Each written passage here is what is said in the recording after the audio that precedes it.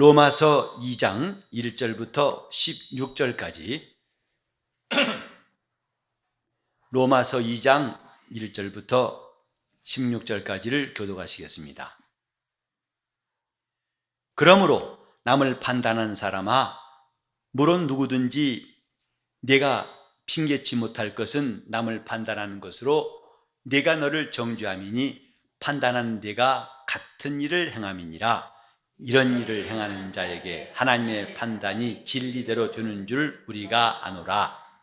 이런 일을 행하는 자를 판단하고도 같은 일을 행하는 사람아, 네가 하나님의 판단을 피할 줄로 생각하느냐? 혹 네가 하나님의 인자하심이 너를 인도하여 회개케 하심을 알지 못하여 그의 인자하심이 용납하심과 길이 참으심의 풍성함을 멸시하느뇨?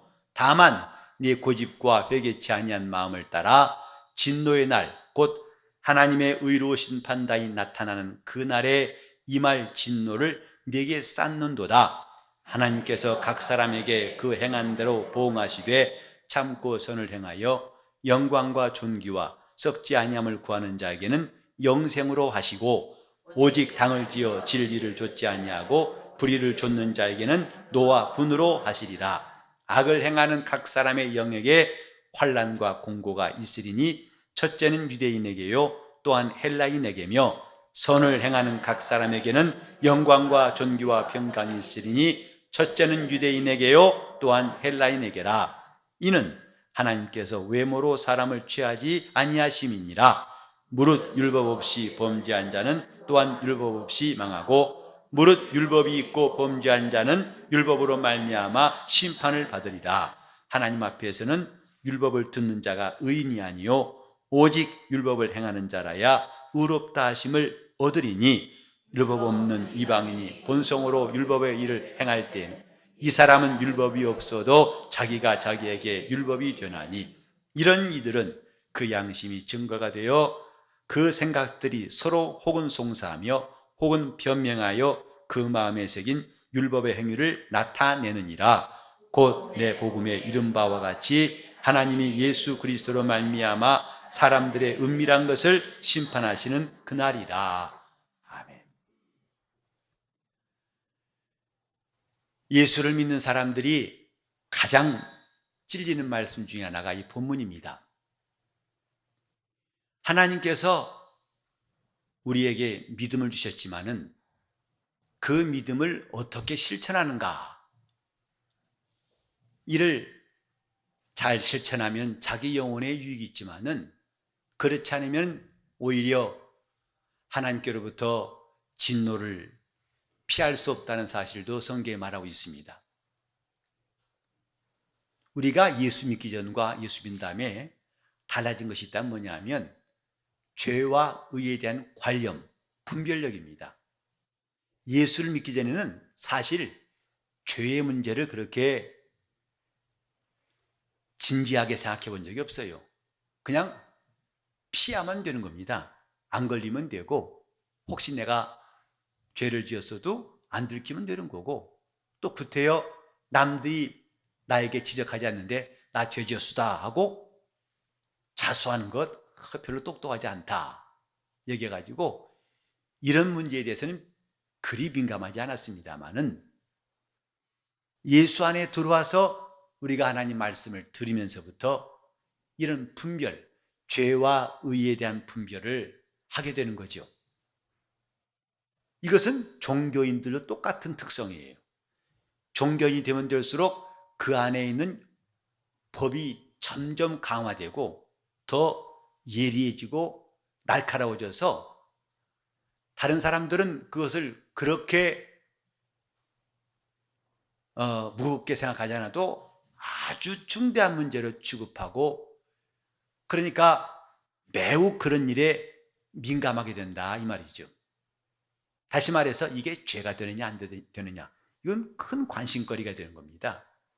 그래서 그런 일에 대해서 서로가 변론하게 되고, 그 다음에 누구 말이 맞는지 서로 이것을 심지어는 다투기도 합니다. 자, 우리는 예수를 잘 믿는 것이 필요한데 그 과정에서 죄가 무엇이고 의가 무엇이고 이걸 아는 것이 필요하지만은 마치 이것은 검 같아가지고 잘못 사용하면은 대단히 잘못된 경우로 나갈 수가 있어요. 주님 당시에 주님과 가장 갈등을 빚었던 것이 바리새인들이었죠. 서기관들과 또 사두개인들이었습니다. 그들은 나름대로 옳다는 바가 있는 사람들이에요. 이것이 옳다. 이렇게 하면 하나님을 섬기는 거다. 이런 기준을 갖고 있었기 때문에 주님과 충돌할 수밖에 없었던 겁니다. 왜? 자기들 눈에는 예수님이 하신 일이 마땅치 않다 이 말이죠. 어째서 안식일 날 일하시는가? 또 심지어는 자기를 하나님의 아들이라고 말합니다. 그래서 이건 용납할 수 없는 신성모독죄다. 결국은 예수를 십자가에 죽이게 됐죠. 율법 선생들이 앞장선 것이고 바리새인들이 앞장서 가지고 예수를 못 박은 겁니다. 그것은 그만큼 자기들 속에 있는 법, 곧 이것이 옳고 이건 틀리다는 날선 기준이 점점점 강화되었기 때문에 심지어는 그것 가지고 하나님의 아들도 정죄했어요. 이 본문에 보면 가장 많이 나온 단어가 뭐냐면 판단이에요. 판단. 남을 판단한다. 남을 판단하고 내가 같은 정죄를 받고 하나님의 판단이 나오고 내가 하나님의 판단을 피할 줄 아느냐. 계속 판단. 이 판단이란 말이 16절까지 계속 나옵니다. 근데 이 판단이란 말을 오늘 찾아봤더니 심판과 같은 말이에요. 심판한다. 그러니까 남을 판단한 너희가 조심해라. 이것이 지금 사도 바울의 그 중심된 메시지예요. 남을 판단하는 사람아 했어요. 지금 이 말씀을 듣는 사람들은 교회 밖에 불신자가 아닙니다. 교회 안에 들어온 사람들이에요. 나름대로 무엇이 의고 무엇이 죄라는 것을 알아가고 아는 만큼 자기의 판단이 선 사람들. 그러니까 이 속에 법이 많아질수록 판단은 적어지겠어요? 많아지겠어요? 점점 분별은 더 심해지는 겁니다. 전에는 그냥 넘어갈 수 있는 일도 얘는 꼬치꼬치 따지면서 그것이 옳은가 틀린가에 대해서 아주 철저하죠. 지금 남을 판단하는 사람아, 이들은 안 믿는 사람들이 아니에요. 예수 안에 들어와서 주님의 몸을 이루던 사람들입니다. 근데 그들이 자기가 가지고 있는 법을 가지고 남을 판단할 때에 이것의 위험성, 이것이 얼마나 위험한 것인가를 경고하고 있는데 네가 판단하면 그 판단으로 내가 하나님께 심판받는다. 이것입니다. 우리는 교회 생활하면서 이 말씀에 대해서 참 찔림이 많아요. 다시 말해서 판단하는 일들을 우리는 적지 않게 하고 있어요. 이제 저 사람이 믿음이 있는가 없는가부터 판단해가지고 저가 과연 하나님을 사랑하는가 그렇지 않는가.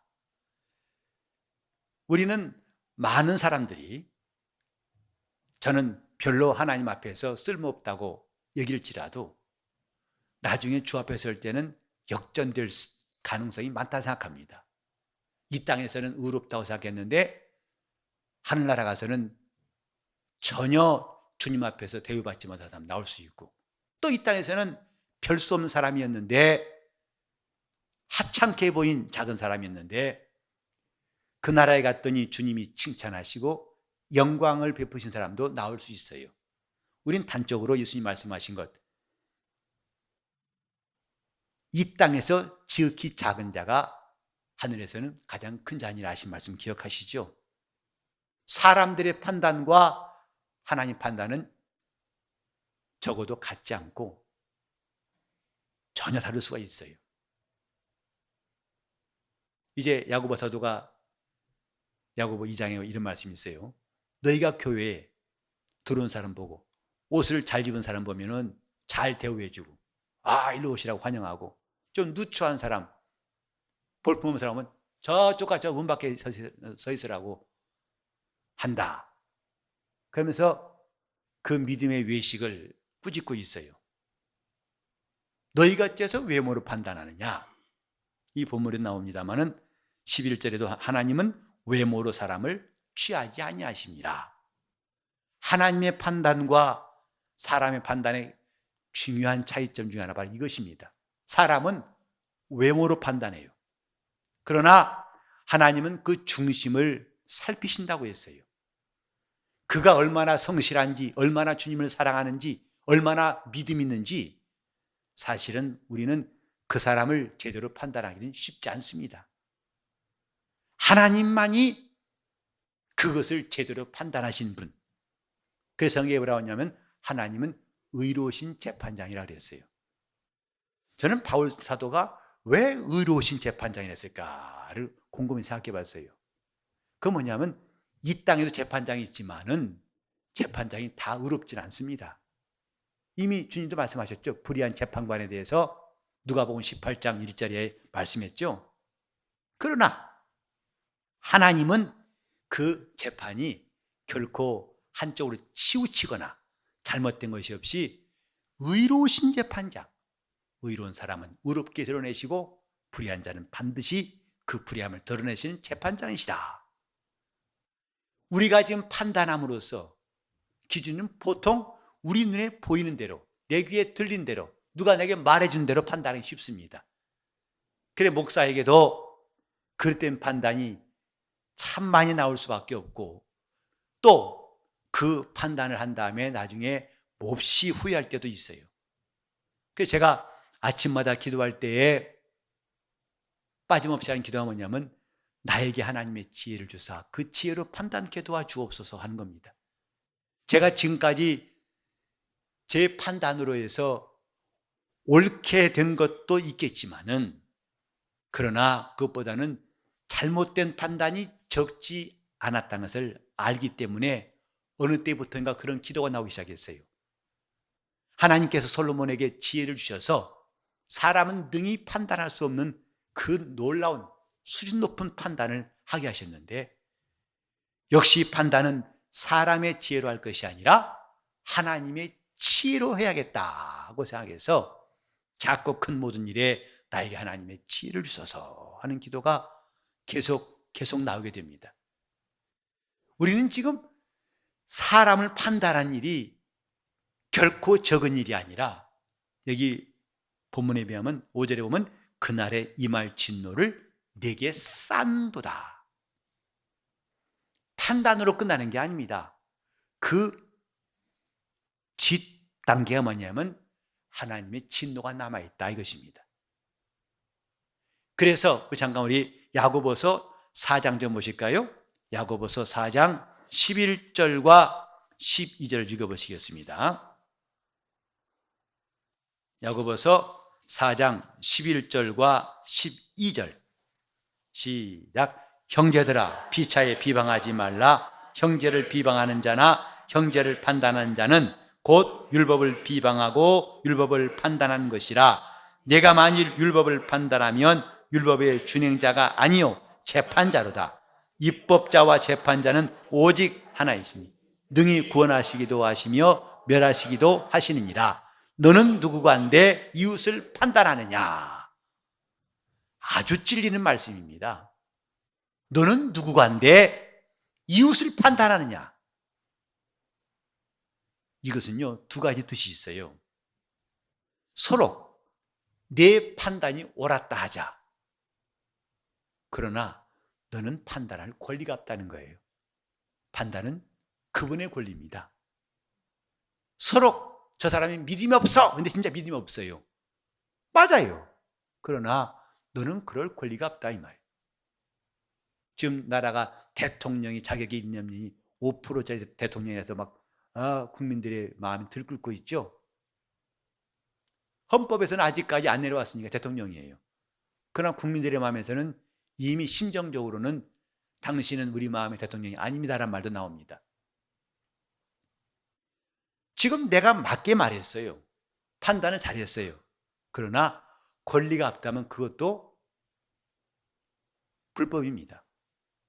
둘째로, 제대로 판단해도 이렇게 권리가 없는 사람이 하면 월권인데 제대로 못했다면 곧 그 사람이 의로운 사람인데 불의한 자를 판단했다면 아까 로마서 2장 5절에 나온 것처럼 내 머리에다가 하나님의 진노를 쌓는 것이다.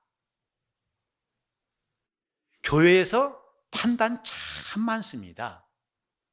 저 사람은 이런 사람이야. 저 사람은 나빠. 저 사람은 안 돼. 저 사람은 믿음이 없어. 저 사람은 타락한 사람이야. 저 사람 하나님이 용서하지 않았어. 심지어는 그렇게 말합니다. 근데 그렇게 판단한 일이 제일 판단한 사람들이 많은 것이 교회인데 제일 판단을 많이 한 사람 누군지 아십니까? 가장 많이 판단하는 사람, 능히 그럴 가능성이 충분하고 실제도 가능해서 정말 회개를 많이 할 사람이 누구냐면 목사예요. 그만큼 목사는 많이 안다는 것 때문에 크고 작은 일의 판단을 많이 하기 쉬워요. 그것은 결국은 하나님이 의로우신 판단이 나타나는 그날에 임할 진노를 내게 쌓는 것이다. 목사라고 해서 면제받지 않습니다. 집사라고 해서 봐주시지 않습니다. 우리가 이미 들었지만 목사와 집사는 직분일 뿐이에요. 하나님을 섬기는 직책일 뿐이지 거기서 더 권위가 있고 더 특별한 혜택이 있고 하나님 나중에 진노하실 때 좀 봐주고 사면하고 이런 것은 아니거든요. 하나님을 섬기는 직은 똑같습니다. 다만 각각의 역할이 다를 뿐이에요. 말씀 전하는 자로 주님이 주신 양들을 먹이라고 하신 직분을 감당할 뿐이지 그 허물도 하나님은 너는 목사니까 봐주겠다. 천만의 말씀입니다. 정말 이런 문제를 우리가 무시한다는 것은 매우 위험한 겁니다. 남을 판단해놓고도 그걸 아무렇지 않게 여긴다면 그건 뜻모를 무모함이에요. 이 세상에서도 명예훼손죄라는 게 있죠. 그걸 무겁게 다룹니다. 그래서 문서라든지 말로라든지 여러 가지 방법으로 사람의 명예를 훼손하면 그건 누구든지 예외가 없어요. 법으로 처벌합니다. 마찬가지로 하나님께서 남을 판단하는 문제에 대해서는 매우 엄격하게 말씀하셨다는 것. 우리 하나만 더 볼까요? 누가복음 6장 좀 보시겠어요? 누가복음 6장 37절을 보시겠습니다.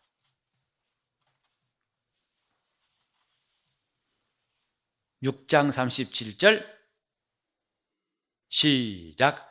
비판치 말라 그리하면 너희가 비판을 받지 않을 것이요 정죄하지 말라 그리하면 너희가 정죄를 받지 않을 것이요 용서하라 그리하면 너희가 용서를 받을 것이요. 여기 비판치 말라 하셨는데 이 말씀은 아까 판단한다고 똑같은 단어예요. 판단한다는 것과 비판한 우리 성경의 번역만 다를 뿐이지 헬라어는 똑같습니다. 비판치 말라. 그래야 네가 비판을 받지 않을 것이다. 이 본문에도 내가 남을 정죄한다면 내가 같은 일을 행하고 있는데 너는 하나님의 판단을 피할 줄 생각하느냐. 3절에 나와 있죠. 이런 일을 행하는 자를 판단하고도 같은 일을 행하는 사람아, 너도 같은 일을 행하면서 과연 하나님의 판단을 피할 줄 생각하느냐. 우리가 기도하는 시간도 많아야 되고 성경도 많이 봐야 됩니다. 또 은혜 받고 찬송도 많이 하고 봉사 열심히 해야 됩니다. 근데 이런 중요한 일들을 우리가 간과한다면 우리가 한 일이 헛것될 수가 있어요. 남을 판단하는 사람아, 성경은 알아서 그 맞으면 판단하고 아니면 그만두라가 아니라 선택하라는 게 아니라 판단치 말라 했어요. 남을 판단하지 말라. 왜? 그것은 입법자와 재판자는 오직 한 분이시다. 그분이 판단하신다. 그래서 우리 교회뿐만 아니라 신약교회는요, 교회 법이란 게 없어요. 장로교는 헌법이 있습니다. 감리교는 장정이라는 게 있어요. 그러나 성경의 가르침을 충실히 따르려고 하는 침례교회에 대해서는 없어요. 다만 규약, 약속이 있어요. 우린 이렇게, 그러니까 함께 하나님을 섬기는 일에 이렇게 합시다는 약속이 있을 뿐이지 법을 따라두지 않습니다. 왠지 아십니까? 입법자는 주님 한 분뿐이다 이 말이에요. 법을 정하신 분은 주님 한 분뿐이에요. 또 그 법대로 재판하실 분은 주님 한 분뿐입니다. 우리는 아무도 남을 판단할 수 있는 자격도 없고 그런 권리를 허락받은 적도 없어요. 그런데 너무나 쉽게 내 말이 앞서고 내 짐작이 앞서가지고 남을 판단해서 스스로 하나님의 진노를 자기에게 쌓는 일이 생긴다는 것. 그러니까 영혼이 어두워지는 겁니다. 그러니까 영혼이 힘을 잃고 하나님께로부터 멀어지는 것이고 영감이 떨어지는 것이고 그 기도가 막히는 겁니다. 우리 성경에 아까 지난번에 읽었습니다만 수요일날 봤습니다만은 여기 21가지 합당치 못한 일을 행한다고 1장에 배웠죠. 근데 영어 성경에 보면 23가지예요. 23가지. 2개가 빠졌어요. 그 빠진 것 중에 하나가 뭐냐면 남을 용서치 아니한 자 여기 빠져 있어요. 혐의가 있지만은 혐의를 자기 마음속에 갖고 있는 이 자기의 오해, 또 미움, 판단 이것을 풀지 않는 것이다. 우리 성경에는 안 나와 있어요. 우린 지금 그런 것들을 이미 성경에도 이와 같은 자들을 행한 사람은 하나님이 사형에 해당한다고 정하셨다고 32절에 말씀했는데 그런 걸 하고도 우리는 떳떳하게 전혀 관계없이 나는 괜찮아. 나는 기도하면 되고 나는 은혜 받으면 되고 나는 감사하면 되고 이번 추수감사절인데 감사하면 되고 이건 주님께서 우리에게 제시하신 것은 아닙니다. 남에 대한 원한을 풀지 아니하고 이런 것들을 옮기지 아니하고 가만두면 둘수록 영혼의 짐은 점점 무거워지는 거예요. 우린 영적 생활이란 말 많이 하죠. 근데 자칫하면 그 말에 구호만 외칠 뿐이지 영적 생활에 제대로 된 모습들을 터치하지 않냐고. 그렇게 하지 않는다면 참 나중에 허망한 일을 겪을 수 있습니다.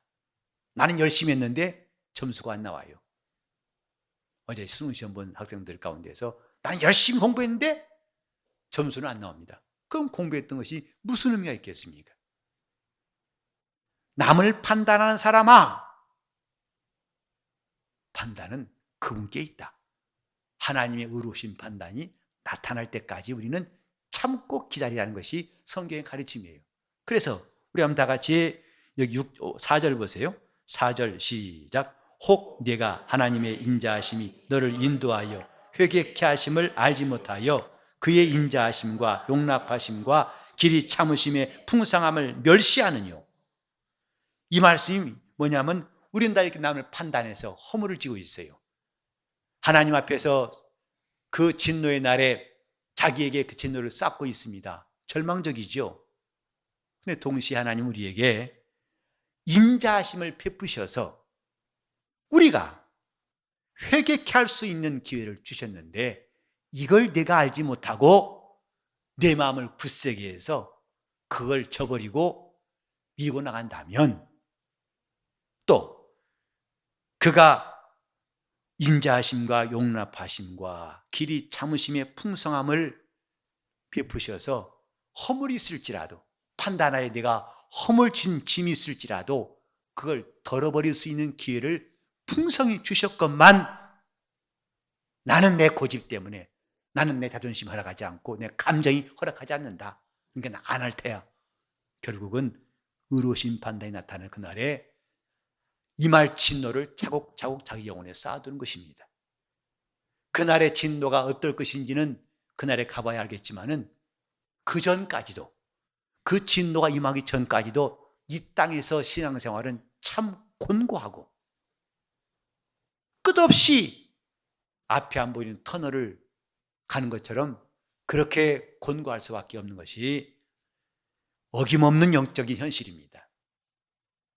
우리는 하나님 앞에서 판단하는 자 되기를 즐겨하지 말고 내 영혼이 하나님의 인자하심에 자기를 맡길 수 있도록 해야 할 것입니다. 영적 생활은 살기 위해서 한다고 그랬죠? 이게 살기 위해서 하는 겁니다. 하나님의 진노가 차곡차곡 쌓인 사람에게 과연 살 소망이 있을까요? 그날에 그분의 무서운 심판을, 그분의 진노를 감당할 수 없는 사람이 과연 무슨 살았다고 말할 수 있으며 나는 생명을 얻고 평안을 얻었다 할 수 있을까? 근데 그 일의 시작은 남을 판단하는 거예요. 우리 이 시간에 하나님 앞에 기도할 때 내가 남을 판단하는 어리석고 악한 일들을 돌이키고 내가 하나님의 인자하심에 나를 맡길 수 있도록, 그래서 우리 교회가 하나님의 뜻대로 성장하자는 것은 말로 되는 것이 아닙니다. 이런 주의 말씀을 하나하나 마음에 새기면서 내가 지금 원념을 품고 있는 사람이 없는지, 용서치 아니하고 미워한 사람이 없는지, 그 사람만 교회에서 나가면 내가 참 편안할 텐데 그런 사람이 없는지, 그건 그 사람의 문제가 아니라 그 사람이 나갈지라도 내게 쌓아놓은 그 진노는 없어지지 않는다는 것.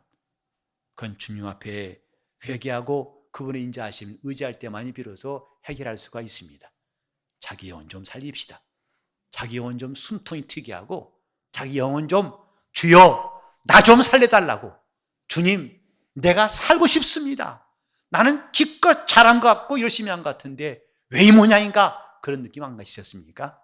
착실히 지금 손해보면서 착실히 하나님 앞에서 자기가 이렇게 딴길 가면서도 하나님 나를 도우실 거라고, 나와 함께 하실 거라고 스스로 위로하는 것은 그리 지혜로운 것은 아닙니다. 하나님이 누구신가? 그분은 마지막에 판단하시는 겁니다. 성경은 심판에 대한 말씀이 있다고 그랬죠. 하나님은 마지막 날에 큰 심판을 준비하시고 이제 그 일을 진행하신다는 것을 우리는 배웠습니다. 판단은 그분의 권리입니다. 우리는 그분 앞에서 끝없이 우리가 지금까지 지은 허물들을 용서받고 또 이제 우리 이웃들의 영혼을 돌아볼 수 있고 그들의 영혼을 살리는 사람 될 수 있도록 화평을 전하고 평안을 전할 수 있는 사람 될 수 있기를 예수 이름으로 축원합니다. 기도하실 때 내 영혼이 주님의 인자하심에 거할 수 있도록 주여 내가 이제부터 내 눈이 내 보이는 대로 판단치 아니하고 저들을 용납하고 주님의 판단을 기다리고 길이 참을 수 있고 영혼이 숨통이 트이고 살 수 있도록 동성으로 기도하시겠습니다. 하나님 아버지, 종들이 우리 구주 예수의 이름으로 평안을 빌며 일일이 안수하여 복을 빌었사오니 거룩하신 아버지여, 저들의 심령에 우리 하나님 주시려는 신령한 복들이 꼭 임하게 도와주시고 영혼이 하나님 앞에서 날이 갈수록 강건하고 장성하게 도와주시고 하나님 앞에서 온전한 신앙의 사람으로 지어져갈 수 있도록 인도하여 주시옵소서. 하나님께서 주시는 복을 저들이 늘 사모하게 도와주시고 주님이 때를 따라 주신 은혜를 저들이 다 받아서 하나님 앞에 온전한 사람으로, 그래서 많은 사람들을 붙들어주고 그들을 인도하기에 부족함이 없도록 저들의 영혼이 성장하고 성장하게 도와주시옵시고 가정마다 답답하고 힘들고 얽매인 문제가 없도록 하나님께서 모든 것 다 풀어 끌고 내라 말씀하신 것처럼 다 풀어주시고 저들을 인도하여 주옵소서. 아버지여, 저들의 기도가 날마다 막히지 않고 터지고 상달되게 도와주시옵시고 더 많은 기도소리가, 정말 우렁찬 기도소리가 가정마다 우리 교회에 셀마다 기관마다 울려 퍼지게 도와주시옵시며 잠잠치 아니하고 기도하는 교회로, 기도가 살아있는 교회로, 그래서 어떤 시험도 어떤 어려움도 환난도 이기고 승리하는 교회로 우리 교회를 세워주시옵시고 주님이 원하시는 교회가 날마다 이루어져 갈 수 있도록 도와주시옵소서. 하나님 아버지, 어지럽고 힘든 이 시대에 성도들을 지키사 저들의 몸과 마음과 영혼이 거룩하게 하시고 저들을 안전케 하시고 악한 자의 손에 빠지지 않도록 지켜주시옵시고 가정마다 우한 질고가 없고 하나님의 형통하도록 인도하여 주옵소서. 오늘과 이 한 주간 동안도 하나님이 함께 하시고 인도하시기 원하옵고 예수 이름 받들어 기도를 드리옵나이다.